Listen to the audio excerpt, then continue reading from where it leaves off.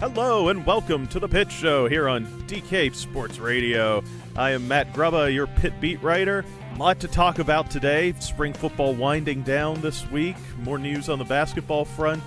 I got to fit it all here into 10 minutes, so we'll get right to it. First of all, thanks once again to our sponsors, Bazzi, Vreeland & Associates. They are the exclusive sponsor for Pitt coverage here at DKPittsburghSports.com and DK Radio. With several Pitt alums, homegrown Pittsburgh attorneys, and deep roots in the communities of southwestern Pennsylvania, the attorneys at Bazzi, Vreeland & Associates are proud to bring quality coverage of Pitt athletics from the top independent sports website in Pittsburgh. That's us, DKPittsburghSports.com.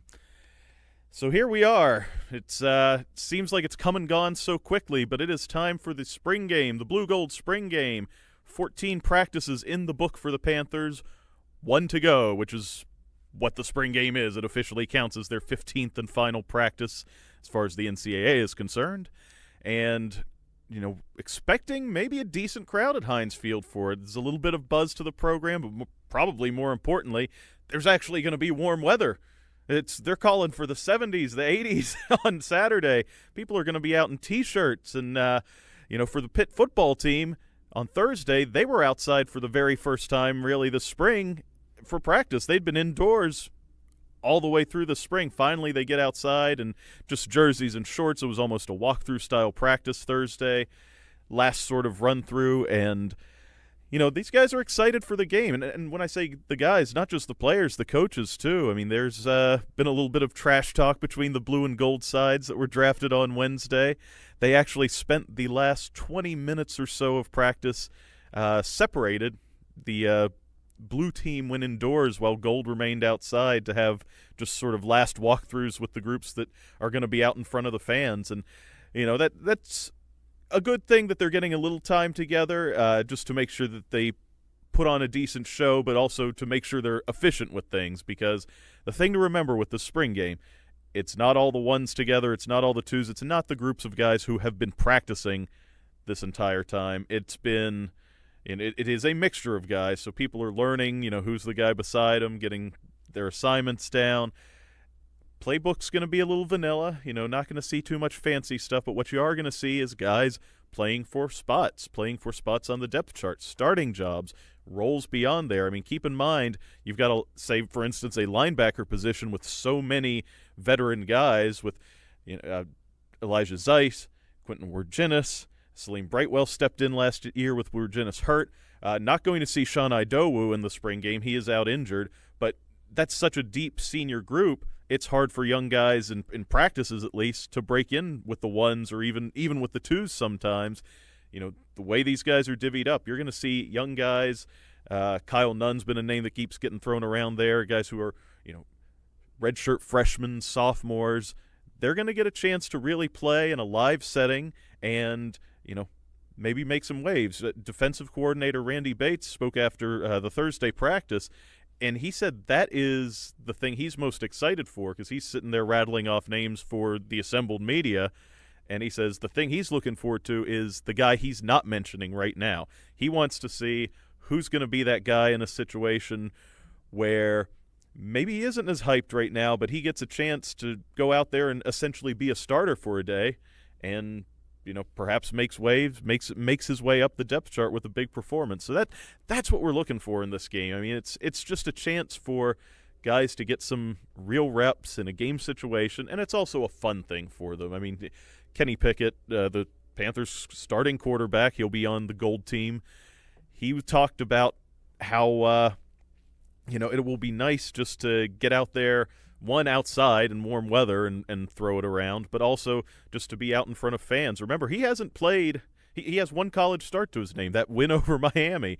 And he and the other players, they haven't been in front of a crowd since that game. There was no bowl game for the Panthers. It's been a while. They are eager to get out and show what they can do, show how they've improved in the offseason, show, just what the future is going to hold for the Panthers. And – I'm looking forward to it. I'm going to be honest, even though I'm a Pitt grad myself, this will be the first spring game I've gone to in a number of years. So it will be fun to see how this all plays out, fun to see how the guys react to live football in front of a live crowd at Heinz Field, 1 o'clock Saturday. So that, going to take a short break here. We've got some more Pitt news to talk about. Finally, after all the questions rolling in on our website, and thanks to everyone who always so involved on the message boards, but people keep asking, what's going on with the basketball team? Who's staying? Who's going? Who are the assistant coaches?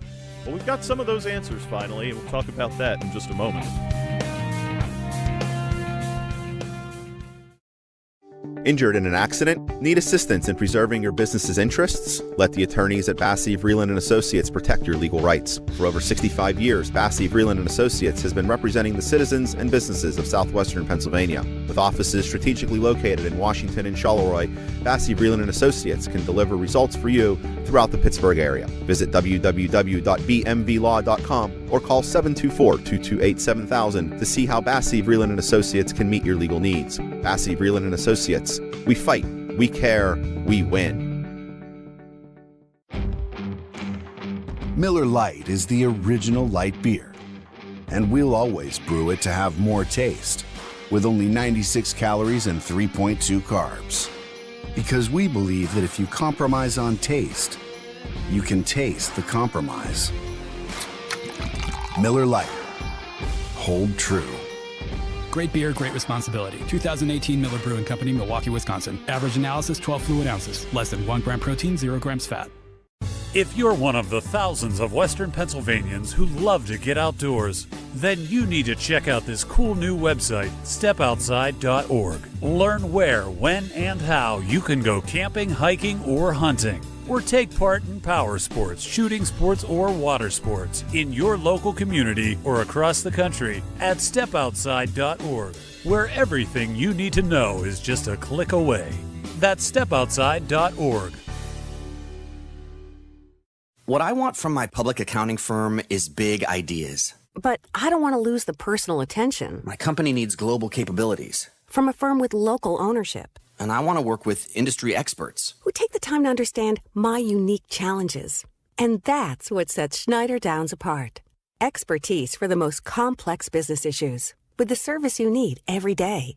To learn how our big thinking with a personal focus can help your company, visit schneiderdowns.com. Injured in an accident? Need assistance in preserving your business's interests? Let the attorneys at Bassey, Vreeland & Associates protect your legal rights. For over 65 years, Bassey, Vreeland & Associates has been representing the citizens and businesses of southwestern Pennsylvania. With offices strategically located in Washington and Charleroi, Bassey, Vreeland & Associates can deliver results for you throughout the Pittsburgh area. Visit www.bmvlaw.com or call 724-228-7000 to see how Bassey, Vreeland & Associates can meet your legal needs. Bassey, Vreeland & Associates. We fight, we care, we win.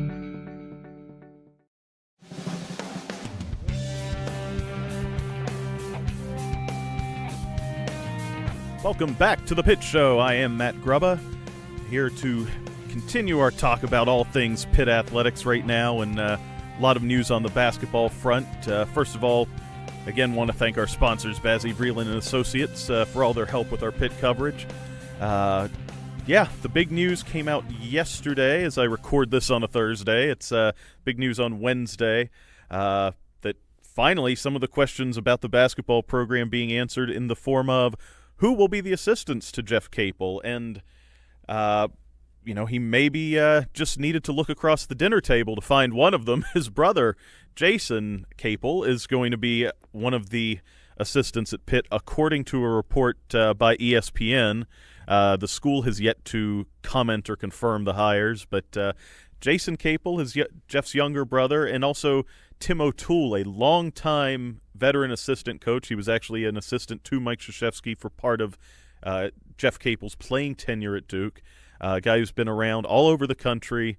Two hires that are both on the surface pretty sound hires. I mean, the first complaint you hear from some people is, he's bringing in his brother, was there really, how hard did he look, that sort of thing. It's not like Jason Capel is coming in with no credentials. This is a guy, played in the ACC at North Carolina. Remember, that was a big thing back in the 90s, that Jeff was a star for Duke and his brother was going to UNC. But, knows the ACC from there, had got coaching experience at Appalachian State, started as an assistant there, and then had 4 years as head coach. He was fired there, has been working as a television analyst since then, and he's getting back into coaching. Look, all the things that we were talking about, the good of the Jeff Capel hire. When he was brought in as head coach, people talk about knows the ACC. His father was a head coach, has been around the game since he was young. That all of these things still apply to Jason Capel. Just because it's the head coach's brother does not make it a bad hire. And that seems to be the only real complaint I've seen from some people. I'm certainly a fan of it. I don't want to prejudge this. The guy has the resume. And then also Tim O'Toole, both of these assistants are former Division I head coaches. I mentioned Jason Capel at Appalachian State. Tim O'Toole had a long, successful run at Fairfield in the MAC, the Metro Atlantic Conference, took that program that, perennially not a terribly strong program at Fairfield, took them to an NIT appearance, made some waves in the MAAC. I can't call it the MAX for confusion's sake, but O'Toole's a guy, he's been around as well. He's a White Plains, New York native, knows the New York area very well, having been at Fairfield. He's been an assistant at Fordham, Iona, Army, all New York area schools, which, let's be honest, that was another big checkbox people talk about with Pitt. The legacy of good players from the New York, New Jersey area that have come in, ranging from Brandon Knight, who we'll get to his name again with the assistant coaches in just a moment, from Knight on down through guys like Chris Taft, guys who have been good players in the Pitt program coming from New York. So here's a guy that has those connections. He's also been around. He had a short stint as a assistant to Jim Boeheim at Syracuse. He's been on the West Coast with Cal and Stanford. So, O'Toole's a well-traveled coach, head coaching experience. So Capel has put together so far a staff that, certainly seems to fit all of the wants of Pitt fans. Well, except for one want. There's always that segment of Pitt fandom that is still on about Brandon Knight, and for good reason. The guy's jersey hangs in the rafters. He's an all-time great at the school. And so far, there has been no real movement on that front, but there's still one full-time position on Capel's staff yet to be filled. It's unknown whether Knight – we do know, Jeff Capel has said as much, that he has reached out to him. Unknown if there's any real interest there, but we should know pretty soon how the rest of the staff is going to fill out. And what that's going to do then is accelerate the decision time for guys like Marcus Carr, Ryan Luther, Malik Ellison, the guys who are still on the fence whether they're going to come back to Pitt or not. Now their last big question has been answered. Who's going to be coaching them? So we're going to expect those decisions. And most importantly, now these guys can get out on the road and start recruiting for years to come. Jeff Capel's already been doing the Western PA circuit with the scholarship offer to Butler's Ethan Morton. He's a rising junior this year, so this is a guy for the future. Went up to Kennedy Catholic, where they've been churning out Division I guys for a number of years now. Jeff Capel's jumping right into it. I mean, he's living his best Pittsburgh life, too, being at the Penguins' first playoff game, the Pirates' home opener, and he is also supposed to be doing the coin toss at the spring game. So, he's enjoying his early tenure here at the city, but he's also been getting down to work. And, there's a lot of work to be done in that program. But so far, I would think any level-headed Pitt fan has to say, so far, so good. We'll see how the results turn out starting in November, but that's going to be it for sort of running down the Pitt news of the moment. Looking forward to that spring game. Again, 1 o'clock Saturday at Heinz Field. I'm sure a lot of Pitt fans, if you're listening to the show here, you're going to be eager to get out there and check that out and just to get outside in some finally spring weather in Pittsburgh.